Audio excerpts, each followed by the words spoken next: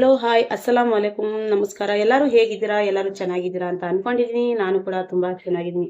Friends, ಬನ್ನಿ, ನಾನು ಇವತ್ತು ನನ್ನ ಮಗಳಿಗೋಸ್ಕರ ಒಂದು ಆಹಾರವನ್ನ ತಯಾರಿ ಮಾಡ್ತಾ ಇದ್ದೀನಿ, ಅಡಿಗೆ ಮಾಡ್ತಾ ಇದ್ದೀನಿ. ಅದು ಯಾವ ರೀತಿ ಅಂತ ಹೇಳಿ ನಿಮ್ಗೂ ಕೂಡ ತಿಳಿಸ್ಕೊಡ್ತೀನಿ. ಈ ರೀತಿ ಮಾಡೋದ್ರಿಂದ ಮಕ್ಕಳಿಗೆ ತುಂಬಾ ಚೆನ್ನಾಗಿ ಆರೋಗ್ಯ ಸಿಗುತ್ತೆ.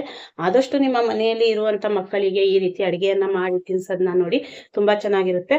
ಮತ್ತೆ ಮಾಡುವಂತ ವಿಶೇಷ ಏನಂದ್ರೆ, ಒಂದು 5 ನಿಮಿಷದಲ್ಲಿ ನಾವು ಈ ರೀತಿ ಅಡಿಗೆಯನ್ನ ತಯಾರಿ ಮಾಡ್ಕೋಬಹುದು. ಯಾರೆಲ್ಲ ಹೊಸಬ್ರಿದ್ದೀರಾ, ನಮ್ಮ ಚಾನಲ್ಗೆ ಸಬ್ಸ್ಕ್ರೈಬ್ ಮಾಡಿ, ಲೈಕ್ ಮಾಡಿ, ಶೇರ್ ಮಾಡಿ. ಆದಷ್ಟು ವಿಡಿಯೋಸ್ನ ನೋಡ್ಬಿಟ್ಟು ಮಕ್ಕಳಿಗೆ ಈ ಆಹಾರವನ್ನ ಮಾಡಿ ತಿನ್ಸಿ.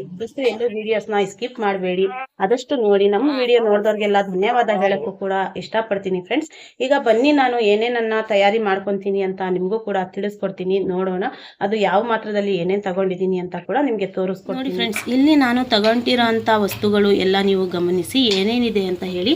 ನಾನು ತೊಗರಿಬೇಳೆ ಮತ್ತೆ ಹೆಸರು ಕಾಳನ್ನ ಬೇಯಿಸಿ ತಗೊಂಡಿದ್ದೀನಿ. ನುಗ್ಗೆ ಸೊಪ್ಪು ಕೂಡ ಬೇಯಿಸಿ ತಗೊಂಡಿದ್ದೀನಿ.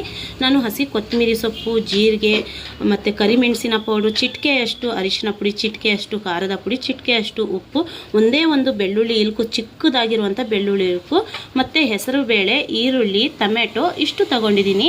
ಇದ್ರ ಜೊತೆ ನೀನು ಬೇಯಿಸ್ಬಿಟ್ಟು ತಗೊಂಡಿರುವಂಥ ನುಗ್ಗೆ ಸೊಪ್ಪು ಮತ್ತು ಬೇಳೆ ಅಂತ ಅಂದರೆ ಯಾಕೆ ಅಂತ ಅಂದರೆ, ನಾನು ತಗೊಂಡಿರೋದು ನುಗ್ಗೆ ಸೊಪ್ಪು ಜಾಸ್ತಿ ಹೀಟ್ ಇರುತ್ತಲ್ವಾ, ಅದಕ್ಕೋಸ್ಕರ ಬೇಯಿಸಿರುವಂಥ ನುಗ್ಗೆ ಸೊಪ್ಪು ಮತ್ತು ತೊಗರಿಬೇಳೆ ತಗೊಂಡಿದ್ದೀನಿ. ಸಾಂಬಾರಿಗೆ ಮಾಡಿರುವಂಥದ್ದನ್ನೇ ನಾನು ತಗೊಂಡಿದ್ದೀನಿ. ಅದರ ಹೀಟಿಗೆ ನಾನು ಮಿನಿಮಮ್ ಸರಿ ಬರಬೇಕು ಅಂತ ಹೆಸರು ಬೇಳೆಯನ್ನು ಸೇರಿಸ್ತಾ ಇದ್ದೀನಿ. ಟೊಮೆಟೊ ಮತ್ತು ಹೆಸರು ಬೇಳೆ ಹಾಕೋದ್ರಿಂದ ತಂಪಿರುತ್ತೆ. ಮತ್ತು ನಾನು ಮಾಡಿರುವಂಥ ರೈಸ್, ನಮ್ಮ ಮನೇಲಿ ಏನು ನಾವು ಮಾಡಿರ್ತೀವಿ ಅದೇ ರೈಸನ್ನು ತಗೊಂಡ್ರೆ ತುಂಬ ಒಳ್ಳೆಯದು. ಯಾಕೆ ಅಂದರೆ ಮಕ್ಕಳಿಗೆ ಮೆತ್ತವಾಗಿರುವಂಥ ಆಹಾರ ಬೇಕಲ್ವಾ, ಹಾಗಾಗಿ ಬೇಯಿಸಿರುವಂಥ ಅನ್ನನೇ ನಾವು ಹಾಕಿ ಮಾಡೋದ್ರಿಂದ 5 ನಿಮಿಷದಲ್ಲಿ ಅಡುಗೆ ಮಾಡ್ಕೋಬೋದು.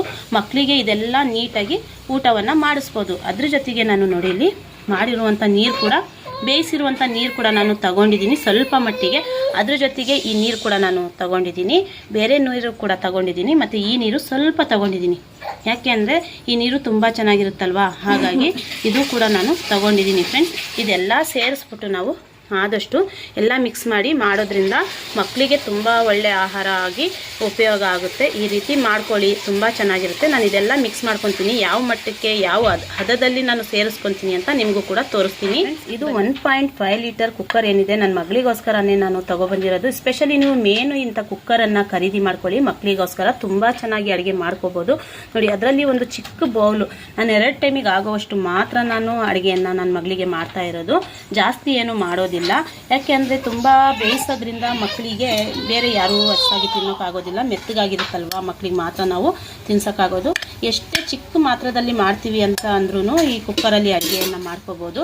ಆದಷ್ಟು ಮಕ್ಕಳಿರೋರು ಈ ಥರ ಕುಕ್ಕರನ್ನು ತಗೊಳ್ಳೋದನ್ನ ನೋಡಿ. ಮತ್ತು ಇಲ್ಲಿ ಇರುವಂಥ ಐಟಮ್ಸ್ ಎಲ್ಲ ನಾನು ಹಾಕ್ಕೊತಾ ಇದ್ದೀನಿ. ನೋಡಿ, ಎಲ್ಲ ನಾನು ಮಿಕ್ಸ್ ಮಾಡಿಕೊಂಡೆ. ಮತ್ತು ನೋಡಿ, ಈ ನೀರು ಕೂಡ ಹಾಕ್ಕೊತಾ ಇದ್ದೀನಿ.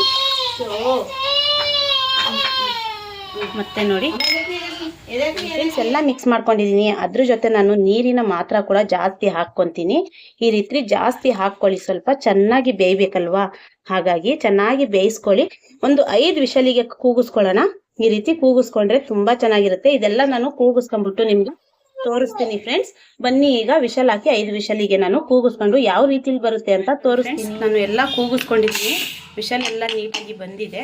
ಇದು ಯಾವ ರೀತಿ ಬೆಂದಿದೆ ಅಂತ ನೋಡೋಣ ಬನ್ನಿ.